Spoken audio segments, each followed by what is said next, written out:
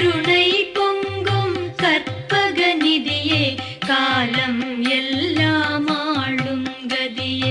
உருவவிந்தையே உலகின் ஆதியே பொய்யார வடிவாய் அசையும் அழகே ஓங்காரமாம் பிரணவ எழுத்தின் உயரிய வடிவம் கொண்டு விளங்கும் சிங்காரமே சிவனார் மகனே